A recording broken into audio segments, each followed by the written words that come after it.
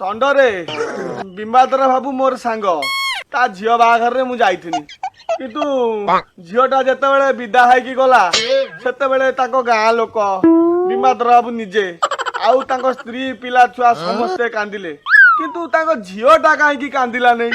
ବାପା ସିଏ ସମସ୍ତଙ୍କୁ କନ୍ଦାଏ ସିଏ କଣ କାନ୍ଦେ?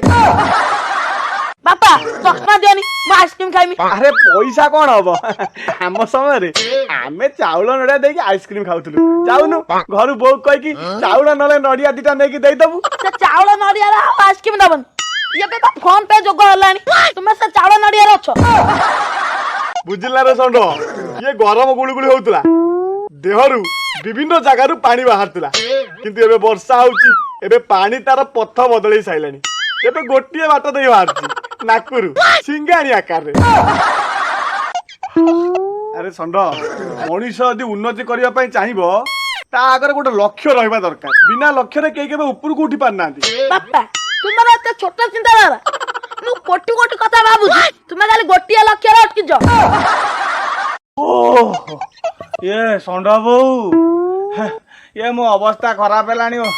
ଓହ ଇଏ ଜର୍ଜରୁଆ କାହିଁ ଲାଗୁଛି ଦେହଟା ଜମା ଭଲ ଲାଗୁନି। 100 ଟଙ୍କାଟେ ଦିଅନି ଏ ଔଷଧ ଆଣିକି ଖାଇମି। ଆ ରମ ଭାଇ ଘଣ୍ଟା ପଡୁଛି ମୋର ପଇସା ଲାଗିଲା ସବୁବେଳେ ଖାଲି ପଇସା ପଇସା ପଇସା ନେଇ ମଦ ପିଇ ଦବ ନୁହେଁ।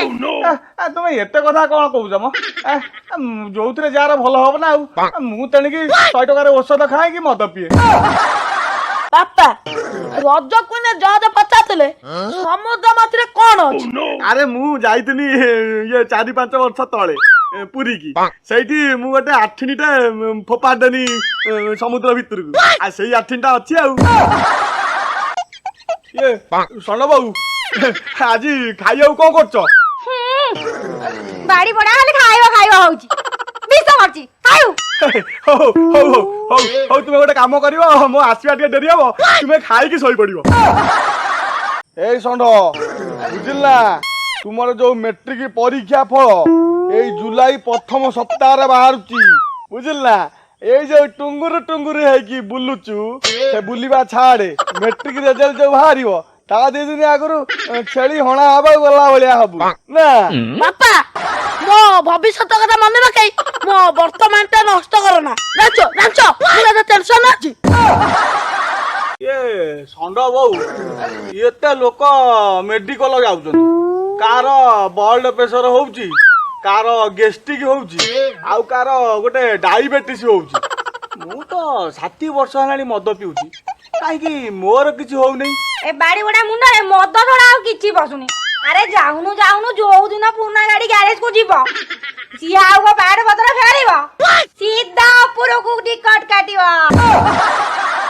ବାପା ଆମ ସ୍କୁଲରେ ଯେ ସାଇନ୍ସ ପଢଉଛନ୍ତି ସେ ସାଇନ୍ସ ଟିଚର ଆଉ ଯେ ଇଂଲିଶ ପଢଉଛନ୍ତି ସେ ଇଂଲିଶ ଟିଚର ଆଉ ଯେ ମ୍ୟାଥ ପଢଉଛନ୍ତି ସେ ମ୍ୟାଥ ଟିଚର।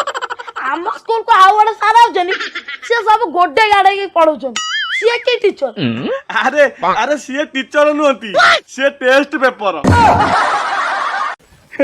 ଷଣ୍ଢ ବୋଉ ବେଳ ଥିଲା କାଳ ଥିଲା ମୋର ସିଂହ ଭଳିଆ ବଳ ଥିଲା କିନ୍ତୁ ଏବେ ତ ଆଉ ସେ ବୟସ ନାହିଁ। ଯୁବାବସ୍ଥାରେ ଆମ ଗାଁର ଟୋକା ମତେ ଦେଖିଲେ ବା ଡରୁଥିଲେ। ଇଏ ମତେ ଖାଲି ଦେଖିଲେ ନୁଚିବେ କୋଉଠି ଯାଇକି ମୋର ସେତେବେଳେ ଯୋଉ ବଳ ମୁଁ ବା ସମସ୍ତଙ୍କୁ ଡରେଇ ରଖିଥିଲି। ଯୋଉ ତ ବଳ ଆମ ଗାଁରେ କୋଉ ଟୋକା ନାହିଁ ତମକୁ ମାରି ନାହିଁ। କଣ କହିଲ? ମୁଁ କୋଉଠି ମାଡ ଖାଇନି? ଆଉ ମାଡ ଖାଇବନି ମଦ ବି ଖାଲି ଆ ଘରେ ତା ଘରେ ଗଳିବ। ଆରେ ଷଣ୍ଢ ଇଏ ଗରମ ଗୁଳୁଗୁଳି ପ୍ରବଳ ହେଲା ଲୋକମାନେ ଗାଳି ଗୁଲଜ କଲେ ତା ବାଦ ଏବେ ବର୍ଷା ପ୍ରବଳ ହଉଛି ସେଥିରେ ବି ଲୋକ ଗାଳି ଗୁଲଜ କରୁଛନ୍ତି। ଲୋକଙ୍କ ହାଲଚାଲ କଣ ମୁଁ କିଛି ବୁଝିପାରୁନି। ବାପା ଭଗବାନ ଯଦି ଆକାଶରେ ବଡ ମେସିନ ଲଗେଇ ଦିଅନ୍ତେ ଗରମ ହୁଅନ୍ତାନି କି ବର୍ଷା ହୁଅନ୍ତାନି। ମେସିନ ଟା ନଗେଇଲେ ସିନା ଟେମ୍ପରେଚର କଣ୍ଟ୍ରୋଲ ହବ ଆଉ ମେସିନ ଟା ନଗଉନାହାନ୍ତି ଆଉ ଲୋକ ଚିଚିରେ ହେବେନି। ଷଣ୍ଢ ବୋଉ ଇଏ ଶୁଣ ମ ଇଏ ତୁମ ଯୋଉ ଭତ୍ତା ପଇସା ଆସିନି ନା ଏଥର ମତେ 500 ଟଙ୍କାଟେ ଧାର ଦବ।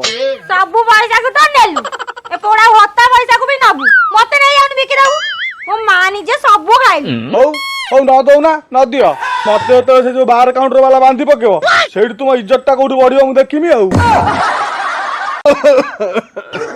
ବୁଝିଲା ରେ ଷଣ୍ଢ ଇଏ ପୃଥିବୀରେ ବହୁତ ଜିନିଷ ମତେ ଆଶ୍ଚର୍ଯ୍ୟ ଲାଗେ। ବାପା ମତେ ବି ବହୁତ କଥା ଆଶ୍ଚର୍ଯ୍ୟ ଲାଗେ। ପୃଥିବୀରେ ଏତେ ଜୀବଜନ୍ତୁ ଥିଲେ ବି ତୁମକୁ ଭଗବାନ କେମିତି ଜନ୍ମ କଲେ?